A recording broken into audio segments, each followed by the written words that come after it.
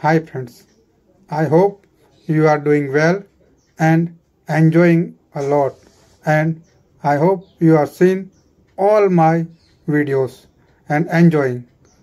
So आज हम देखेंगे how to reconcile under over bank reconciliations transaction and how to post bookkeeping software and how to post in working paper to finalizations in accounts. Hi friends, let's start how to reconcile under over and unreconciled bank transaction from bookkeeping software to manual working papers, यानी whatever documents given by client to us. So working paper में first हम कौन सा approach bank control accounts के लिए ले रहे हैं, पहले ये हम अंडरस्टैंड करेंगे.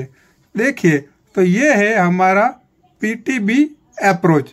पीटीबी अप्रोच में हमारा बैंक कंट्रोल अकाउंट्स आएगा पर्टिकुलर्स, डेबिट, क्रेडिट. उसके बाद आएगा बैलेंस पर पीटीबी. हर कंट्रोल अकाउंट में पीटीबी अप्रोच लेते हैं तो लिखना है बैलेंस पर पीटीबी. यानी सपोज हमारा example control account book keeping का नॉमिनल कोड है 1200, तो 1200 dash NatWest bank account, debit में जो अमाउंट आएगी है वो क्लोजिंग बैलेंस और उसका क्रेडिट, और टोटल मिला के डेबिट क्रेडिट जो आएगा वो, यानी वो पीटीबी अप्रोच आएगा. अगर हम टीटीबी अप्रोच ले रहे हैं तो टीटीबी अप्रोच में आएगा ओपनिंग बैलेंस पर ड्राफ्ट अकाउंट यानी फाइनलाइजेशन सॉफ्टवेयर जो भी है वो आएगा. फिर आएगी मूवमेंट यानी बैलेंस पर TTB. Suppose nominal code 1200, bank account NatWest, so debit जो भी आएगा वो, और क्लोजिंग बैलेंस यानी मूवमेंट डेबिट क्रेडिट जो भी आएगी, और क्लोजिंग बैलेंस जो आता है वो बैलेंस पर हमारा बुक कीपिंग सॉफ्टवेयर आएगा और टोटल मिलाएंगे. उसके बाद आएगा मैनुअल अप्रोच, यानी हम बुक कीपिंग नहीं कर रहे हैं सॉफ्टवेयर में, और क्लाइंट ने हमने रेड बुक दी है, तो रेड बुक हम बैंक स्टेटमेंट के साथ मैच करके मैनुअल अप्रोच की कैसे पोस्ट करेंगे. तो उसका आएगा पर्टिकुलर, डेबिट और क्रेडिट. तो आएगा ओपनिंग बैलेंस पर सेज या आयरिश या जो भी सॉफ्टवेयर टैक्सकेल उसका opening balance finalisation of account का. फिर आएगी बैंक रिसिप्ट, बैंक पेमेंट्स, और उसके बाद आया कोई भी एडजस्टमेंट आपने किया है तो वो आएगा, और टोटल वो सब मिला के हमारा डेबिट और क्रेडिट आएगा.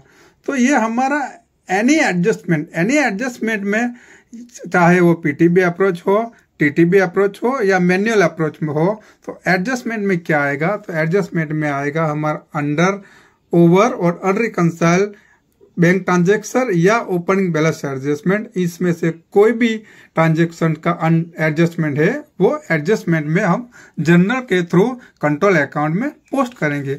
एवरी कंट्रोल अकाउंट्स में कंट्रोल अकाउंट अगर हम बनाते हैं तो उसके बाद हमको बनाना है break down of closing balance. यानी break down of closing balance क्या होता है, तो उसमें आता है बैलेंस पर बैंक स्टेटमेंट, और उसके बाद आता है बैलेंस पर सॉफ्टवेयर.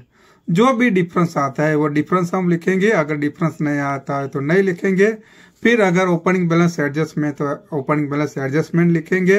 अंडर ओवर ट्रांजेक्शन हमने कोई निकाला है तो वो लिखेंगे. अनरिकंसाइल्ड ट्रांजेक्शन कोई सॉफ्टवेयर में से हमने निकाला है तो वो लिखेंगे. और उसके बाद जो क्लोजिंग बैलेंस आता है वो क्लोजिंग बैलेंस हमारे पीटीबी यानी सॉफ्टवेयर के पीटीबी टीटीबी के साथ मैच होना चाहिए. अगर नहीं मैच होता है तो नेसेसरी जर्नल हमको बुक कीपिंग सॉफ्टवेयर में पोस्ट करनी पड़ेगी. तो ये है हमारे कंट्रोल अकाउंट्स. अब हम सीखेंगे हमारा अंडर, ओवर और अनरिकंसाइल्ड बैंक ट्रांजेक्शन हम कैसे ढूंढेंगे और हम कैसे बुक कीपिंग सॉफ्टवेयर में पोस्ट करेंगे. तो दोस्तों, सपोज ये है हमारे अनरिकंसाइल्ड बैंक ट्रांजेक्शन. सपोज हमारे बैंक की हमने बैंक रिसिप्ट है, जो भी बैंक रिसिप्ट है हमने समरी की है तो बैंक रिसिप्ट क्या आएगी, डेट आएगा, टाइप आएगा, ट्रांजेक्शन आएगा और अमाउंट आएगा, राइट। इतनी बैंक रिसिप्ट्स में आएगी।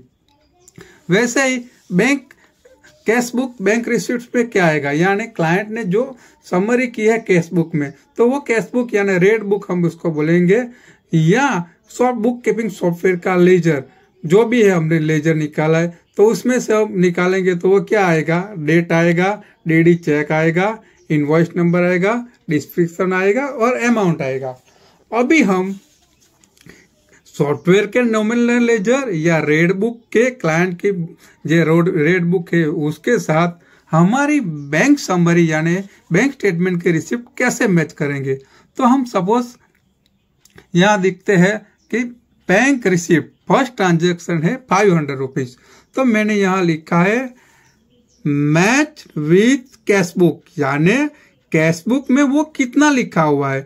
तो बैंक समरी में 500 दिया हुआ है, तो वो कैश बुक में भी 500 ही दिया हुआ है, यानी मैच है। फिर दूसरा ट्रांजेक्शन मैंने लिखा है 450 कैश बुक में बताया हुआ है 430, यानी हमारा 20 पाउंड अंडर ट्रांजेक्शन हुआ, तो मैंने अंडर ट्रांजेक्शन के वो जो कॉलम बना है उसमें लिखा है। फिर तीसरा मैंने ट्रांजेक्शन लिखा है 450, लेकिन वो कैश बुक में वो उसका रिकॉर्ड हुआ है 470, यानी 20 पाउंड ओवर रिकॉर्ड ट्रांजेक्शन हुआ है, तो मैंने ओवर ट्रांजेक्शन रिकॉर्ड ट्रांजेक्शन में पोस्ट किया है। वैसे ही हम सभी बैंक रिसिप्ट ट्रांजेक्शन्स का कैश बुक के साथ मैच करेंगे, और मैच करने के बाद match with cash book under transaction over transaction के कॉलम में हम डालेंगे। उसके बाद हमारा ग्रांड टोटल वो आएगा, वो टोटल के साथ हम सब बैंक रिसिप्ट के टोटल फॉर्मूला के साथ मैच करेंगे, और उसके ऊपर हमने कंट्रोल लगाए। वो कंट्रोल क्या आएगा, कैश बुक का मैच विथ बैंक रिसिप्ट, यानी जैसे हमने बैंक रिसिप्ट में बताया मैच विथ कैश बुक, वैसे ही हम बताएंगे कैश बुक में मैच विथ बैंक, यानी यहाँ मैच विथ बैंक लेस ये मैच विथ कैश बुक, दोनों का जो टोटल आएगा वो कंट्रोल में आएगा। अगर वो जीरो ही होना चाहिए, यानी मैच विथ कैश बुक में यहाँ 500, 430 और 470 का जो टोटल हुआ है वही हमारा कैश बुक में वही टोटल होगा, तो हमारा कंट्रोल यहाँ है वो जीरो होगा। अगर दोस्तों कंट्रोल हमारा जीरो नहीं होता है, यानी हमने कोई ट्रांजेक्शन में मैच विथ कैश बुक या मैच विथ बैंक बुक में प्रॉपर पोस्टिंग नहीं किया है, तो आपको वो थॉरली डबल चेक करना पड़ेगा, राइट। अभी हम हमारे आएंगे cash book receipt. Cash book receipt क्या आएगी, कैश बुक रिसिप्ट सेम है, वो क्लाइंट की सेल्स बुक है। सेल्स बुक्स में क्लाइंट क्या लिखेंगे, अगर बुक कीपिंग का सॉफ्टवेयर है तो नॉमिनल लेजर आएगा, उसमें क्या आएगा, डेट आएगा, डीडी आएगा, इनवॉइस नंबर आएगा, डिस्क्रिप्शन आएगा और अमाउंट आएगा। तो उसके बाद हम क्या लिखेंगे, तो मैच विथ बैंक, यानी ये ट्रांजेक्शन बैंक समरी के साथ कितना मैच होता है और कितना अंडर ट्रांजेक्शन है, कितना ओवर ट्रांजेक्शन है। सपोज 500 बैंक में मैच होता है तो मैच विथ बैंक, 450 अगर मैच बैंक में होता है नहीं होता है क्योंकि बैंक में 430 का ट्रांजेक्शन है, तो अंडर ट्रांजेक्शन कहाँ कितना होगा 20, तो वो हम 20 में लिखेंगे। फिर 470 है तो बैंक में कितना है 450 है, तो हम क्या लिखेंगे, ओवर ट्रांजेक्शन कैश बुक में 20 है, तो वो ओवर ट्रांजेक्शन हम देखेंगे। यानी उसके बाद हम बैंक रिसिप्ट का अंडर ओवर ट्रांजेक्शन पर कैश बुक और पर बैंक रिसिप्ट हम अंडर ओवर ट्रांजेक्शन और मैच विथ कैश बुक और रेड बुक मैच करेंगे, तो हमारा बैंक रिसिप्ट पर कैश बुक और बैंक रिसिप्ट पर बैंक समरी मैच हो जाएगा। यानी हम यहाँ मैनुअल अप्रोच में हम लिख सकते हैं कि बैंक रिसिप्ट पर कैश बुक, बैंक रिसिप्ट पर बैंक पेमेंट्स पर कैश बुक और any under over transaction age पर कैश बुक समरी, और उसके हिसाब से हमारा बैलेंस क्लोजिंग बैंक स्टेटमेंट के हिसाब से हमारा मैच हो जाएगा। दोस्तों, एलोकेशन अंडर और over transaction for cash book और से red book payments is also matched same as above bank receipts and cash bank receipt transaction.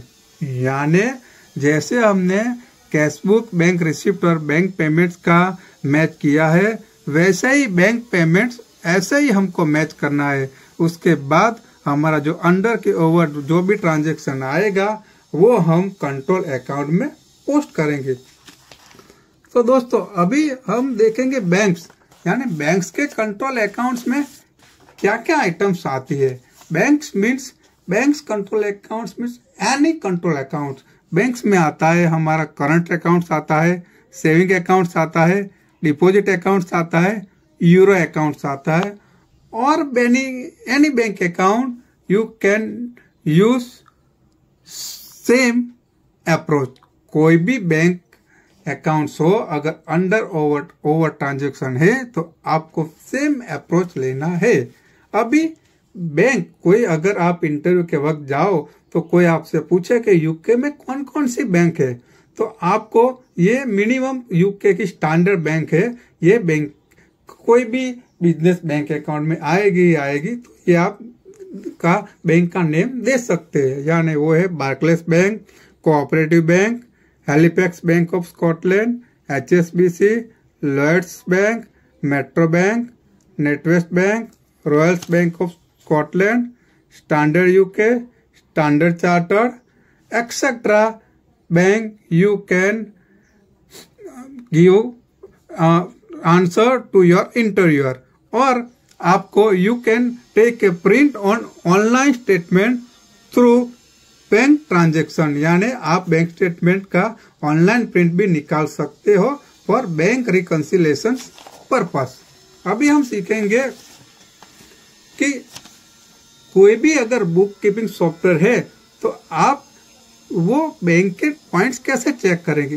यानी in any book keeping software you can check following points. आपको following points check करना पड़ेगा। तो क्या आपको check करना है बुक कीपिंग सॉफ्टवेयर में? तो बैंक रिकंसिलेशन स्टेटमेंट, यानी आप उसके कोई भी बैंक है डैशबोर्ड में जाओगे तो उसके रिकंसिलेशन में जाके उसका रिकंसिलेशन आपको रिपोर्ट निकालना है। रिकंसिलेशन रिपोर्ट निकालने के बाद आपको जाना है बैंक फीड में। बैंक फीड में जाने के बाद आपको देखना है कि आपकी बैंक ऑटो फीड हुई है, यूजर फीड हुई है या मैन्युअल फीड हुई है। अगर ऑटो फीड हुई है तो आपको 100% श्योर है कि आपका बैंक स्टेटमेंट आपका फिजिकल बैंक स्टेटमेंट के साथ मैच होगा ही होगा। अगर यूजर फीड और मैन्युअल फीड हुआ है तो आपको अपना अकाउंटेंट से या क्लाइंट से आपको बैंक स्टेटमेंट की कॉपी मांगनी चाहिए और वो बैंक स्टेटमेंट लेजर के साथ 1 to 1 क्रॉस चेक करना चाहिए। दोस्तों अगर बैंक रिकंसिलेशन ट्रांजेक्शन में कोई भी ट्रांजेक्शन डुप्लीकेशन या मैन्युअल या यूजर्स से पोस्ट किया हुआ है और बैंक नहीं मैच होती है तो आपको वही ट्रांजेक्शन जो किया है वही ट्रांजेक्शन आपको आइदर जनरल या पोस्ट के थ्रू रिवर्स करना है। दैट इज आपको माइंड में रखना चाहिए। और आस्क बैंक स्टेटमेंट, यानी आप क्लाइंट से आप क्लोजिंग बैंक स्टेटमेंट या पूरा साल का बैंक स्टेटमेंट आपको मंगवाना चाहिए ताकि आप अंडर और ओवर ट्रांजेक्शन का मैच कर सके। और any under over posting in book keeping software via receipt and payments mode not posted via journal, यानी एनी अंडर और ओवर ट्रांजेक्शन है वो बुक कीपिंग सॉफ्टवेयर में आपको पोस्ट कौन से मोड से करना है, तो वो जर्नल के मोड से आपको पोस्ट करना नहीं है। आपको वो ट्रांजेक्शन पोस्ट करना है आइदर बैंक और रिसिप्ट में। आपको 1 to 1 ट्रांजेक्शन जैसे बैंक रिसिप्ट और पेमेंट्स में CSV बना के डालते हैं वैसे ही आपको बैंक रिसिप्ट और पेमेंट्स के मोड में जाके आपको पोस्ट करना है, तभी आपका बैंक रिकंसिलेशन स्टेटमेंट आपका मैच होगा। और जेन्युइन अंडर ओवर और unreconciled transaction posted with VAT if VAT register business, यानी अब इफ बिजनेस वीएटी रजिस्टर है और अंडर ओवर और अनरिकंसाइल्ड ट्रांजैक्शन जेन्युइन है तो वो आपको बुक कीपिंग सॉफ्टवेयर में पोस्ट करना है। वो पोस्ट कैसे करेंगे? तो आइदर बैंक, कैश, कार्ड और डीसीए, उतने ऑप्शन के थ्रू आप वो अनरिकंसाइल्ड अंडर और ओवर ट्रांजैक्शन पोस्ट कर सकते हैं।